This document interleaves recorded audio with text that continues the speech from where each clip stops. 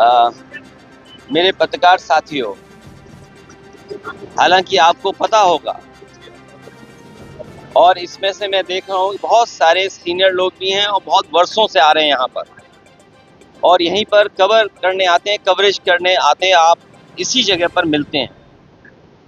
कभी इतनी बैरिकेडिंग नहीं होती होगी। जब मैं आज आ रहा था तो जानबूझ करके पुलिस ने मुझे रोका। मैंने जानना चाहा कि भाई क्यों नहीं जाने दे रहे हो। पूरी बैरिकेडिंग लगा करके मुझे आधे घंटे जब बात की तब जाने दिया, बड़ी मुश्किल से, और एक गाड़ी जाने दी। और जब जानना चाहा मैंने कि आखिरकार क्यों ऐसा किया जा रहा है, तो किसी अधिकारी के पास जवाब नहीं था। आखिरकार इसको मैं क्या मानूं, क्या समझूं? इसको मैं तानाशाही समझूं, मैं इसको इमरजेंसी समझूं, मैं इस बात को ये समझूं कि ऐसा दबाव बनाना चाहते हैं, डराना चाहते हैं, धमकाना चाहते हैं कि दूसरे के धर्मों में शामिल ना हो, दूसरों के कार्यक्रम में शामिल ना हो।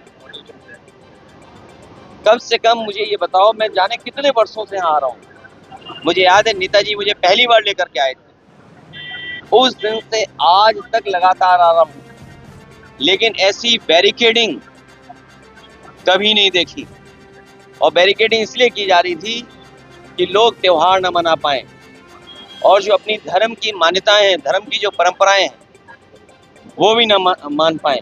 तो सबसे बड़ा खतरा लोकतंत्र को है, संविधान को है।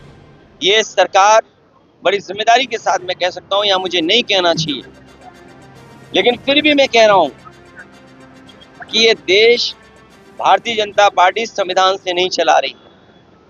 वक्त बिल लागू होने जा रहा है सर देश भर में। बात दे रहे थे तो लोगों ने उनको वापस जाओ के नारे लगाए, विरोध किया। लेकिन मैं इसमें कुछ नहीं कह सकता हूँ। मैं यही कह सकता हूँ कि हमारा देश बहुत बड़ा देश है और यहाँ पर सदियों से हम मिलकर के रहते आए। हमारी मिली जुली संस्कृति यही है कि कब किसके एक दूसरे के खाने से हम मिल गए, एक दूसरे के कपड़े पहनावे से हम मिल गए। हमारी बोली भाषा, हमारा व्यवहार, बहुत सारी चीजें हमारी एक दूसरे से मिली हुई है, एक दूसरे से हमने सीखा है सदियों से। इसीलिए मिली जुली संस्कृति के साथ ये देश आगे बढ़े, तरक्की करे, यही सबकी कामना है और हम सब यही चाहते हैं। टैक्सी बिल लागू होने जा रहा है और काली पट्टी बांधकर उसका विरोध लगातार किया जा रहा है इस बात को लेकर।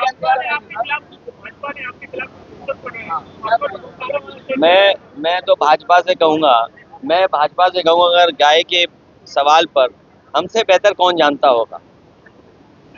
भाजपा वालों को मैं इतना कहना चाहता हूँ, जो पोस्टर लगा रहे हैं, जो चैनल में डिबेट कर रहे हैं और बड़े बड़े एंकर, ये जो बड़े बड़े राष्ट्रीय चैनल हैं जिनके एंकर बड़े बड़े बहस कर रहे हैं गाय पर, मैं सबसे कहूँगा कि गाय संरक्षण के लिए काम करें।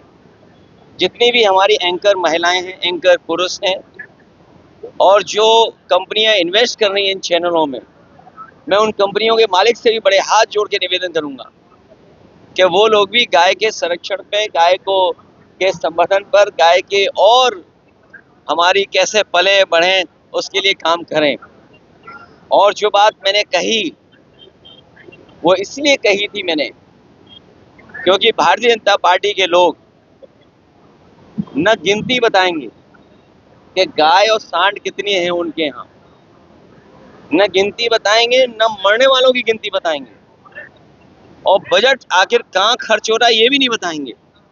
तो मैं अपने पत्रकार साथियों से कहूँगा, जितनी जिम्मेदारी से मुझे आप जानकारी दे रहे हैं, उतनी जिम्मेदारी से संख्या कहलवा दो उनसे, और उस संख्या में एक महीने में कितने लोगों की जान जा रही है गायों की, वो भी संख्या बता दें। और आखिरी मैं अपनी बात कहता हुआ, ये सब बहस इसलिए भारतीय जनता पार्टी छेड़ती है क्योंकि जो बुनियादी सवाल है, किसान की आय दोगुनी होना, नौजवान की नौकरी रोजगार का सवाल, इन्वेस्टमेंट आने का सवाल, महंगाई का सवाल, बिजली महंगी का सवाल, इलाज दवाई है ही नहीं अस्पतालों में, और सबसे बड़ी बात जो छिपाना चाहते हैं वो जो भ्रष्टाचार है, ease of doing corruption, ease of doing and taking commission, ease of doing घोटाला, और उनका ही सबसे प्रिय अधिकारी लापता है, भगोड़ा है, साबित हो गया है। और मैं आपसे कह रहा हूं इतने चैनलों के सामने, मुझे किसी ने जानकारी दी है कि वो आईएएस अधिकारी मुख्यमंत्री आवास में छिपा हुआ है। वक्त बिल को लेकर के बड़ी बात नहीं कह रहा हूँ। कौन सा चैनल है आपका? बड़ा चैनल है, छोटा चैनल है? क्या? ये चैनल का नाम नहीं सुना सर, वक्त बिल को लेकर के तकरार चल रही थी। अब ये नाम नहीं सुना सर, अब देश भर में सर वक्त बिल लागू होने वाला है।